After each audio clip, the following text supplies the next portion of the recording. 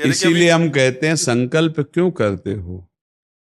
पता नहीं शाम तक जीवित रहें कि ना रहें, हमें भरोसा नहीं, तो हम संकल्प क्यों करें? भाई मैं ये करूंगा, ये संकल्प तो वो करे जिसको कल का भरोसा हो। अपने लोग तो ऐसे मृत्यु लोक में है कि अगले सेकंड का भरोसा नहीं। तो ऐसी प्रार्थना करनी चाहिए कि हे प्रभु, यदि आपने मुझे जीवन दिया, सामर्थ्य दिया, समय दिया, तो ऐसी हमारी भावना बन रही कि हम 108 परिक्रमा कर लेंगे।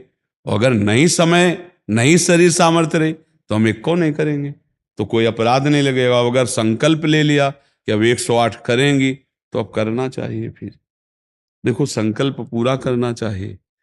तो अभी इस जान तो शरीर में है ही, तो संकल्प के लिए फिर उसी कार्य में लगा जाता है। पर हम सबसे प्रार्थना करते हैं संकल्प ना लिया जाए। कभी कोई अगर नियम लेने की बात हो तो ये जरूर छूट दे दे कि हे प्रभु, यदि हमारा स्वास्थ्य ठीक रहा, हमारा जीवन रहा, तो हम आपके ऐसा कर लेंगे। और अगर नहीं रहा तो आपने कोई संकल्प किया नहीं, तो पाप नहीं लगेगा।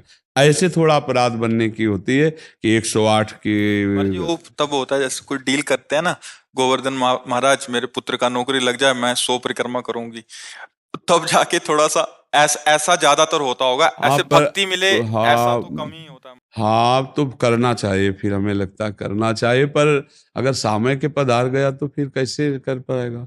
मृत्यु लोक है और मरण धर्मा शरीर है, तो मुझे तो भरोसा 1 मिनट का नहीं है अपने शरीर का कि 1 मिनट ही अगला जिएगा कि नहीं जिएगा। इसीलिए संकल्प विकल्प करने का अधिकार ही नहीं है। पता नहीं शाम तक जिएंगे, क्यों भाई? पक्का है किसी को? अब पता नहीं शाम तक जिएंगे कि नहीं, तो हम क्या संकल्प करें? हमें तो यही कि प्रभु जैसे चलावे वैसे चल रहे।